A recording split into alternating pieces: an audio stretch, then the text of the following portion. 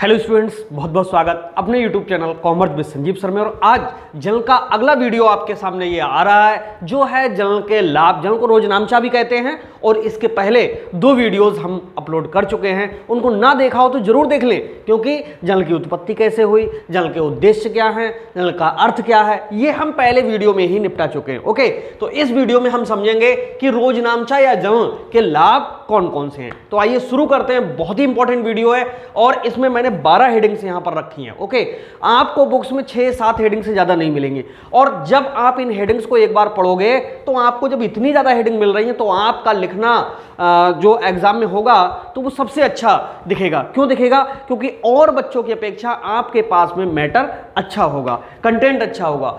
Okay, और इनके जो नोट्स हैं वो आपके लिए व्हाट्सएप नंबर के थ्रू मिल जाएंगे 9719881101। ये ऑफिस का व्हाट्सएप है, इस पे अपना नाम, एड्रेस और क्लास भेज करके ये नोट्स आप ले सकते हो। फ्री है एकदम, कोई चार्ज नहीं है। ओके, तो आइए समझाते हैं आपके लिए, स्टार्ट करते हैं। देखो, सबसे पहले मैं बताऊं कि रोज नामचा या जर्नल के लाभ लिखने से पहले इसके बारे में थोड़ा सा समझना बहुत जरूरी है।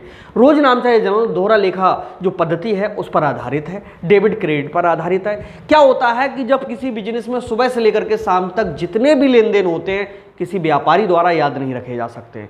उन जो लेन देन हैं उनको एक व्यवस्थित क्रम देने के लिए, भविष्य की जरूरतों को पूरा करने के लिए क्या होता है, पहले एक रफ या स्मरण पुस्तिका में लिख लिया जाता है और उस पुस्तिका से जर्नल एंट्री कर दी जाती है। ऐसा इसलिए करते हैं कि जर्नल एंट्री अगर किसी की छूट जाए तो स्मरण पुस्तिका देख करके उसको संभाला जा सकता है। ओके, तो दो जगह पर लेखा हो गया, ठीक। और यहां पर मैं एक चीज और बता दूं, जब हम जर्नल में लेखा करते हैं तो जर्नल से कौन कौन से लाभ हैं वो आज हम आपके साथ में ये डिस्कस कर रहे हैं। देखो, पहला लाभ है बिके हुए माल की जानकारी। कितना माल बिका ये हर व्यापार का मालिक जानना चाहता है। मोस्टली अब आपने देखा होगा जब आप बड़े बड़े बिजनेस में जाते हो तो वहां मालिक नहीं मिलता है, वहां पर जितने भी हैं कर्मचारी मिलते हैं। मालिक तो कहीं और बैठ करके वो पूरा बिजनेस वहां पर अब तो सीसीटीवी कैमरे के थ्रू या अदर जो कंट्रोलिंग सिस्टम है उसके थ्रू देख रहा होता है, या वो अपनी प्लानिंग बना रहा होता है या आराम कर रहा होता है और उसको कंट्रोल करने के लिए उसने बहुत सारे वर्कर्स लगा रखे होते हैं। तो उनके द्वारा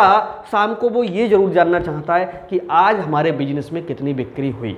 तो जर्नल के द्वारा क्या होता है, लास्ट में टोटल लगता है जाकर के। जब टोटल लगता है तो वहां से टोटल के द्वारा यह पता चल जाता है कि आज कितने रुपए के लेन देन हो गए, क्योंकि जो जर्नल होता है नगद उधार दोनों का होता है। तो यहां से क्या होता है, चाहे नगद बिका हो चाहे उधार बिका हो, बिक्री का पूरा ज्ञान मिल जाता है। किसके लिए? मालिक के लिए, ठीक है। और अगर कोई पार्टी जानना चाहती कि भाई तुम्हारे यहाँ आज कितनी बिक्री हुई तो उनको भी पता चल जाता है। पहली चीज थी बिके हुए माल की जानकारी। दूसरा है ग्राहकों की जानकारी। देखो, एक मैं जर्नल एंट्री करके दिखा दूं। जैसे मान लीजिएगा श्याम के लिए हमने माल बेचा है, ठीक है, श्याम के लिए माल बेचा है हमने 2000 रुपए का। तो एंट्री क्या होगा, श्याम डेबिट, ये उधार बेचा है, टू सेल्स अकाउंट, ये ई है। यहां पर नरेशन में लिखेंगे being goods sold to Shyam, ये एंट्री है। मान लीजिए उसे 2000 रुपए का माल बेचा हमने, यहां पर भी 2000 और यहां पर भी 2000, डेबिट में भी 2000 और क्रेडिट में भी 2000 रुपए डाल दिए, ठीक। अब यहां पर है ग्राहकों की जानकारी। अब जो संक्षिप्त यहां पर विवरण है वो देखो कह रहा है कि being goods sold to Shyam, Shyam को हमने उधार माल बेचा है, ठीक है। अब यहां पर उधार लिखा जरूर नहीं है, लेकिन जब नाम आ गया यहां श्याम डेबिट हो गया तो समझ लो ये उधार है। अगर इसी को हम नगद बेचते तो एंट्री क्या होती, तो होती cash account debit to sales account, और नरेशन में बीइंग गुड्स सोल्ड, बस इतनी सी होती है नरेशन। यहां पर भी 2000 और यहां पर भी क्या हो गया, नाम हट गया। तो यहां से मैं बता दूं ग्राहकों की जानकारी रहती, जिसने हमें पैसे दे दिए, नगद दे दिए, उससे मतलब ही खत्म हो गया। भाई पैसा आ गया, माल चला गया, बात खत्म। अब यहां पर बिक्री दिखनी चाहिए, बिक्री दिख रही है। इस वाले में क्या है, पैसा नहीं आया, श्याम उधार ले गया तो उसकी जानकारी, तो हम कह सकते हैं ग्राहकों की जानकारी भी इसमें मिलती रहती है। नेक्स्ट है लेन देन का विवरण। देखो कितने रुपए का लेन देन हुआ, 2000 का हुआ, और उस 2000 की तरह जितने लेन देन होते चले जाएंगे तो वो सब जर्नल से हमें क्या है लेन देन का विवरण भी मिल जाता है। एक एंट्री करने से बिल्कुल प्रमाणित होता हुआ चल रहा है कि ये सब चीजें मैच कर रही नहीं कर रही। लेन देन की सत्यता, लेन देन की सत्यता का मतलब यहां पर है कि ये लेन देन हुआ भी या नहीं भी हुआ। अब इसके लिए मैं बता दूं, जब सीरियल नंबर डालते हुए चले जाते हैं डेट वाइज 1 2 3 4 5 6 7 8 9 एंट्रियां होती हुई चली जाती हैं, इस तरह से क्या होता है, अगर बीच में किसी को शामिल करना चाहोगे तो नहीं हो सकता। क्यों नहीं हो सकता? क्योंकि कटिंग थोड़ी नहीं होगा, जनरल का बाद में टोटल हो जाएगा। ठीक है, तो यहां पर मैं बताऊं कि जब जनरल का टोटल हो जाएगा तो जाहिर सी बात है कि टोटल में कटिंग तो होगी नहीं, तो इसलिए लेन देन की क्या सत्यता का भी पता चलता है किससे, जनरल का। ये भी इसका बड़ा लाभ है। 4 लाभ अभी हमने देखे। बिके माल की जानकारी का पहला लाभ, दूसरा ग्राहकों की जानकारी पूरी मिलती है, लेन देन का विवरण यहां पर आपने देखा, और अगला लेन देन की सत्यता यानी सही है या नहीं है। अगला है लोच का गुण। ये लोच का गुण बहुत इंपॉर्टेंट है, इस पर मैं स्टार बना दूं। ये आपको बीओ में भी मिलेगा और अकाउंट्स में भी मिलेगा, बैंकिंग में मिला। लोच का मतलब क्या होता है? व्यापार जितना बढ़ता चला जाए उतने आपके खाते बढ़ते हुए चले जाएं, मतलब ब्रॉड होते हुए चले जाएं। ठीक है, और व्यापार अगर मतलब ग्राहक कमाने लगे तो कम स्थान पे हम इसको निपटा लें, तो इसी को हम लोच का गुण कहते हैं। तो जनरल एक ऐसा तरीका है जिसके द्वारा जितने लेन देन होंगे अगले पेज नेक्स्ट पेज पे ट्रांसफर होता चला जाएगा। कम लेन देन होंगे तो एक पेज में अगर आ रहा तो एक पेज में होता हुआ चला जाएगा, तो कोई दिक्कत ही नहीं है। तो इसमें लोच का गुण होता है। लोच का मतलब है जितना चाहो बढ़ा लो, जितना चाहो घटा लो। अंग्रेजी में इसके लिए इलास्टिसिटी कहते हैं। नेक्स्ट है गणितीय शुद्धता की जानकारी।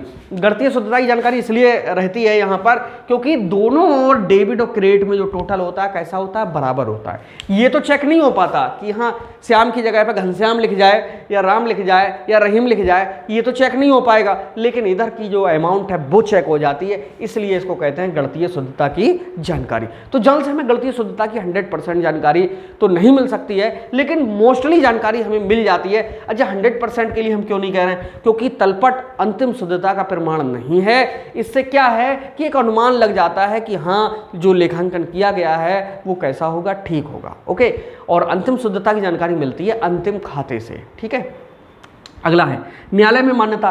और सबसे अच्छा लाभ इसका ये भी है कि न्यायालय में भी ये मान्य है। और यही सारी हेडिंग्स देखिए, विशेषताओं में भी 1 2 आपको मिलेंगी, तो वहाँ कंफ्यूज मत होना।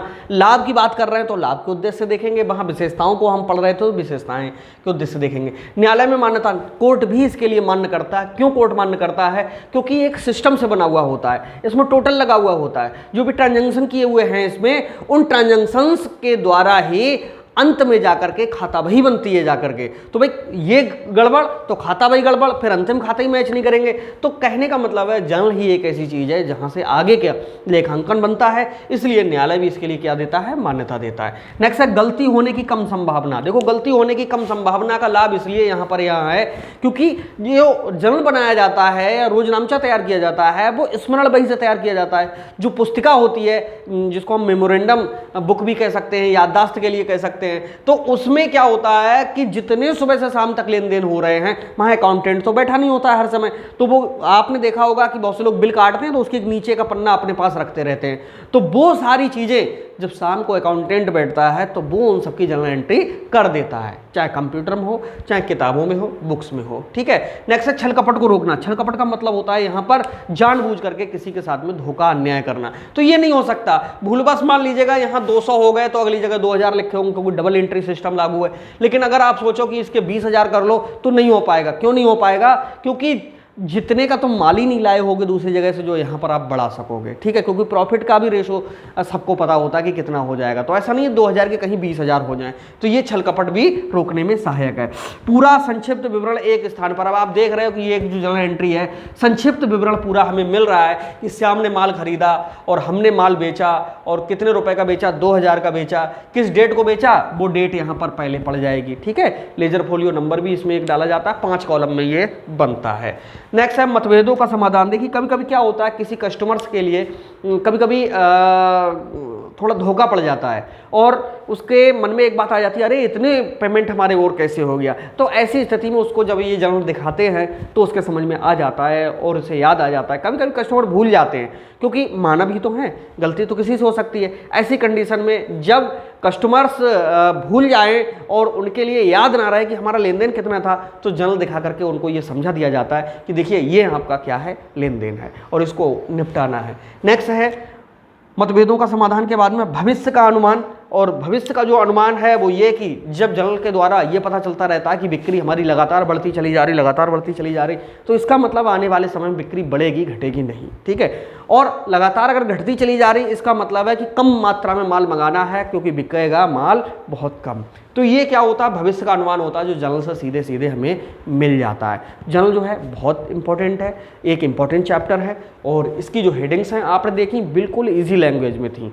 पुस्तक में और हम में क्या अंतर है, किताब में वो किताबी भाषा होगी और यहाँ पर अपनी भाषा है। मार्किंग आपको कहाँ ज़्यादा अच्छी मिलेगी, जब दूसरे की कॉपी करी हुई नहीं होगी तो आपको मार्किंग अच्छी मिलेगी। और हमारे चैनल पे आने के बाद कॉमर्स की टेंशन सारी खत्म कर दीजिएगा, यहाँ पर बस मेहनत करिएगा और इतनी मेहनत करिएगा कि टॉपर बन के दिखाइएगा, ओके। और हम आपके लिए पूरी मेहनत करेंगे, जितनी मेहनत कर मिलेगी उतने से भी ज़्यादा मेहनत करेंगे, और आपके भविष्य का कल्याण करने में पूरा हम सहयोग करेंगे जितना हमसे हो सकेगा, और ऐसा कंटेंट देंगे ला करके जो शायद कहीं आपको मिलेगा नहीं।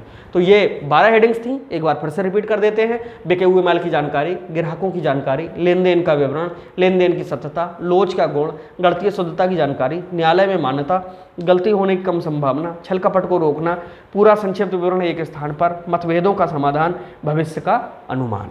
उम्मीद है ये आपका बिल्कुल कवर हो गया होगा, और अगले हम अब न्यूमेरिकल बनाना सिखाएंगे। तो अगले जो वीडियोस हैं उसको देखिएगा, और चैनल को जरूर सब्सक्राइब कर लीजिएगा, और हमारे जो नोट्स हैं उनके लिए नंबर है, आप ले लीजिएगा। मिलते हैं नेक्स्ट वीडियो में, तब तक के लिए बाय बाय।